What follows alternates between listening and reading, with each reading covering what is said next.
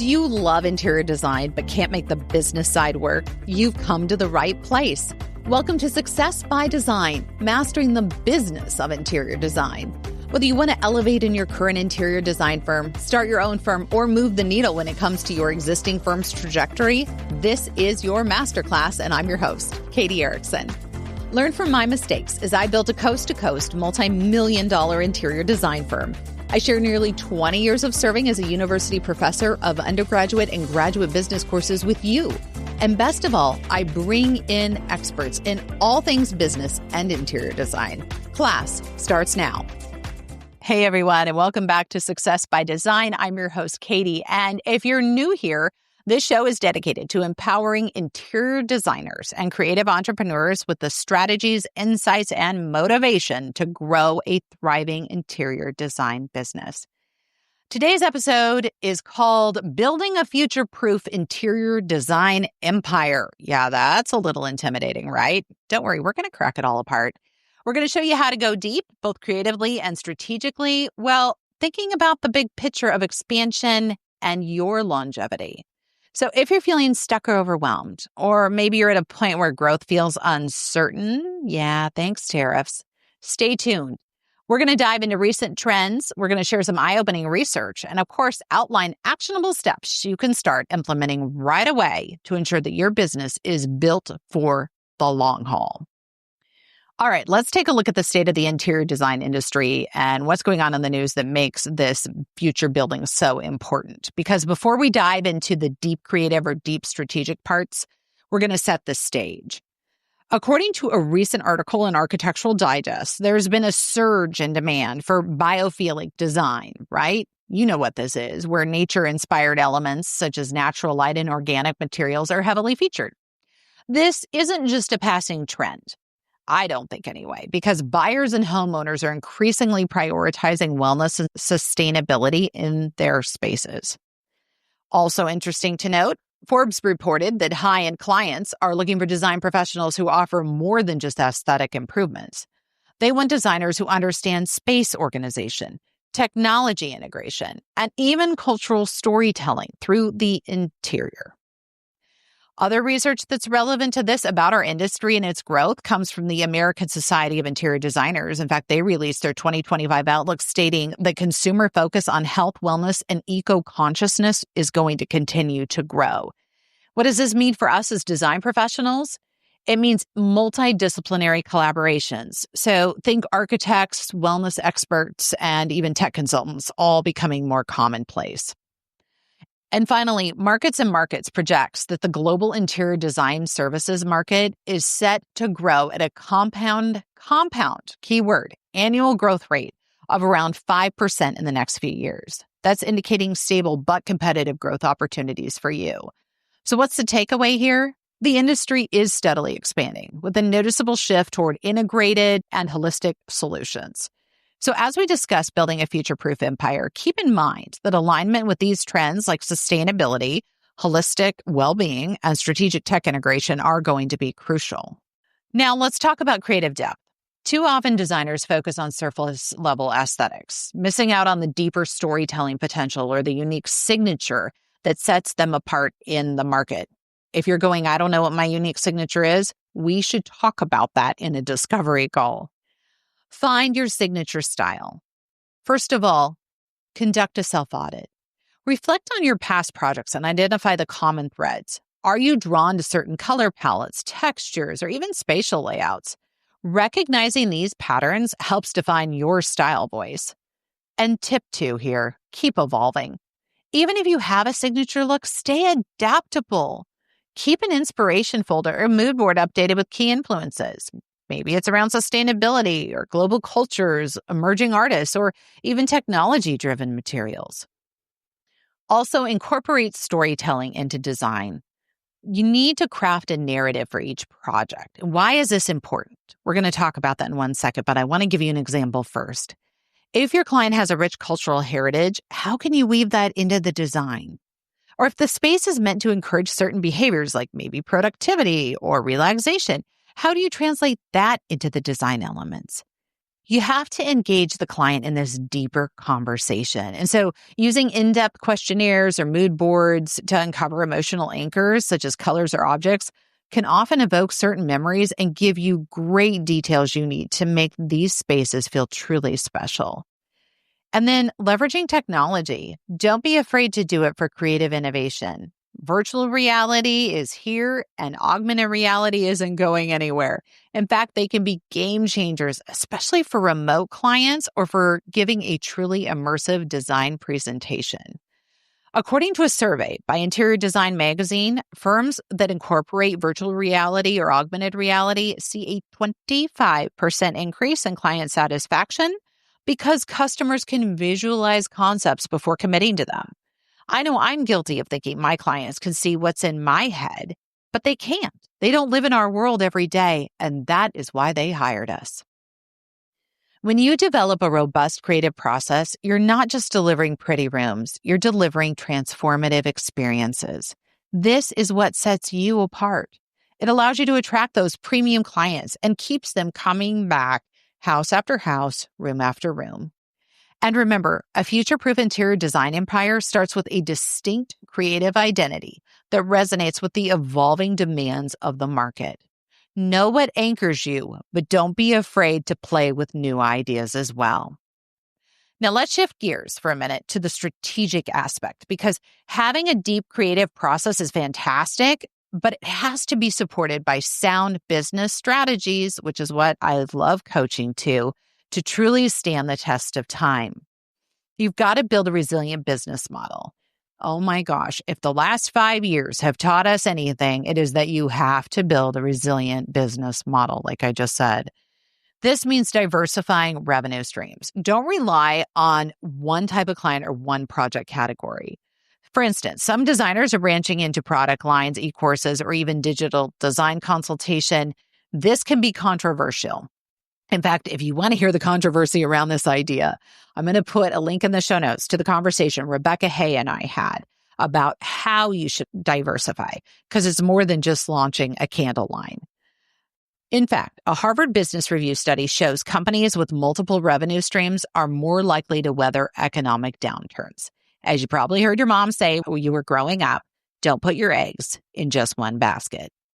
Also, we talked about it last week, but you've got to systemize operations. Whether it's onboarding, project management, or billing, create documented systems. We talked about tools and software like Asana, Fibery, so many of them that can reduce the chance of errors or even miscommunication with clients, which can be really tough to undo. Also, think about that scalable team structure. We talked about hiring strategically, but you outsource strategically as well on the things that you don't enjoy, and that I would also add are time sucks, so you get back to what you love. Once you have those people on your team, take time to nurture them. Offer professional development opportunities, or offer to pay or half pay if they're contractors for them to go to things that are going to improve their life, their work, and consequently directly affect your clients. Let's also talk about brand positioning and marketing. Consistent branding across platforms is crucial. Whether it's your website, your social media, or your printed materials, your core message and visual identity need to remain cohesive. If they feel confusing to you, guess what?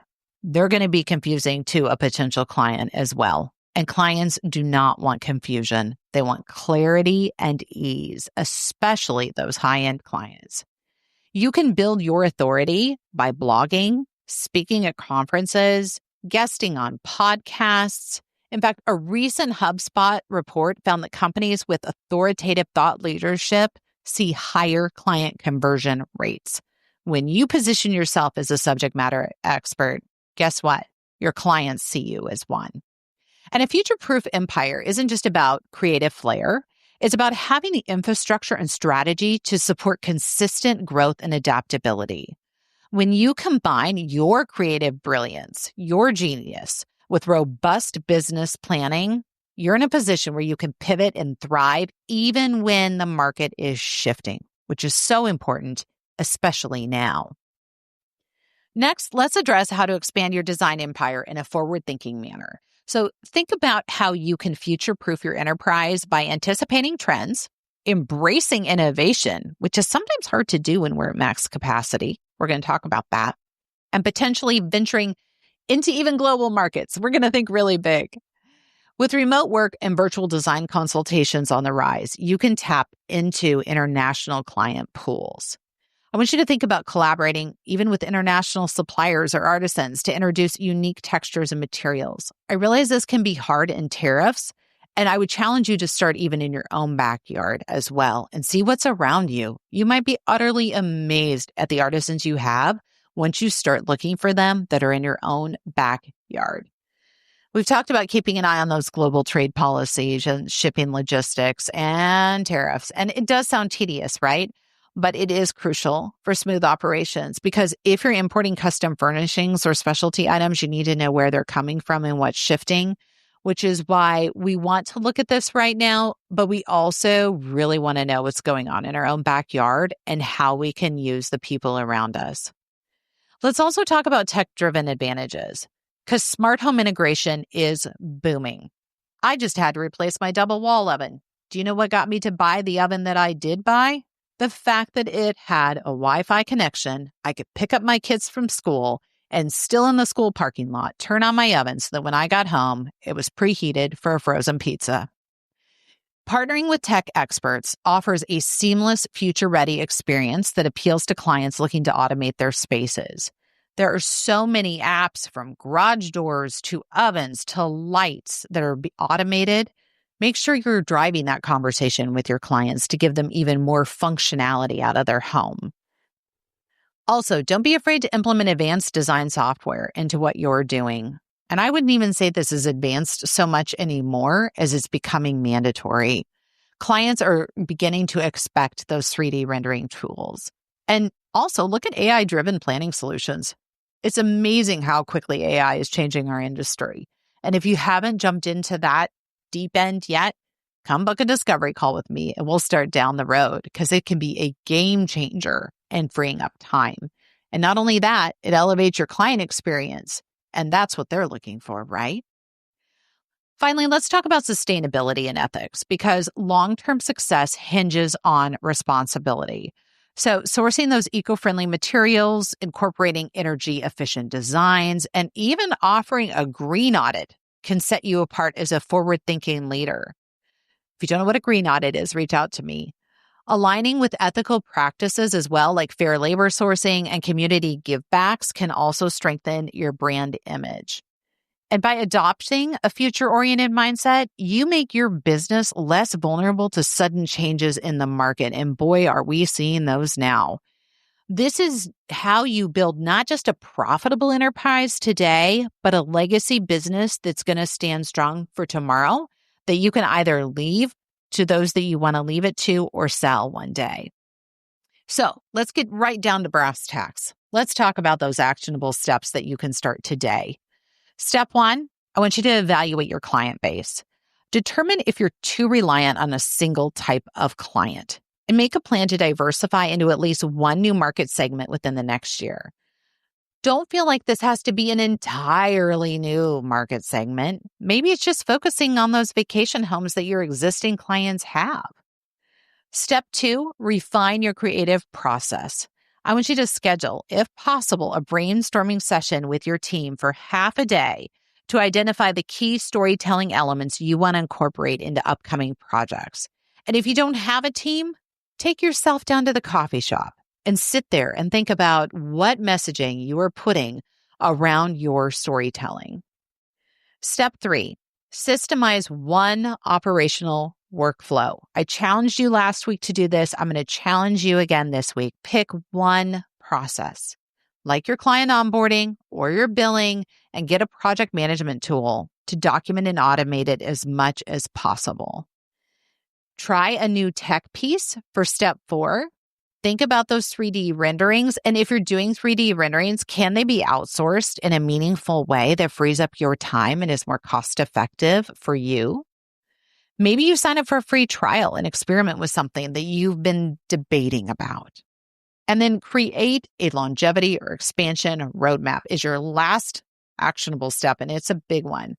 but it is extremely important. What does that look like? You're going to write down your 3-year vision for the company. That's a lot. I get it. And this can be as simple or as robust as you want it. We're talking about outlining specific steps for exploring either new markets right in your backyard or bigger, introducing new services, and this doesn't have to be entirely new. This might just be an add-on to what you're already doing, or even scaling to additional locations. For instance, is there a gorgeous vacation spot an hour away from you and you can tap into that market? All right, there you have it. Today's episode on building a future-proof interior design empire. We covered why going deep, both creatively and strategically, is crucial. We looked at forward-thinking expansion and longevity and how that can transform your business. And then I have given you marching orders when it comes to those clear, actionable steps. But before we wrap up, I want to remind you, your business should be working for you, not you working for it. If you want to dive deeper into any of these topics or you need personalized guidance, I am here to help. This is the exact reason why I offer one-on-one coaching where we tailor a growth strategy that fits your unique vision and goals. To learn more, head on over to successbydesign.coach or reach out to me directly on social media and let's schedule that free discovery call. Thank you again for joining me today on Success by Design. And until next time, we'll talk soon. And that's the closing bell. I hope you've gathered valuable insight from our conversation today, equipping you to thrive in your interior design business. Don't forget to hit that follow button to never miss an episode. And if you have burning questions or specific topics you're curious about, explore our episode library, or better yet, book a strategy session directly with me at colorworks.coach.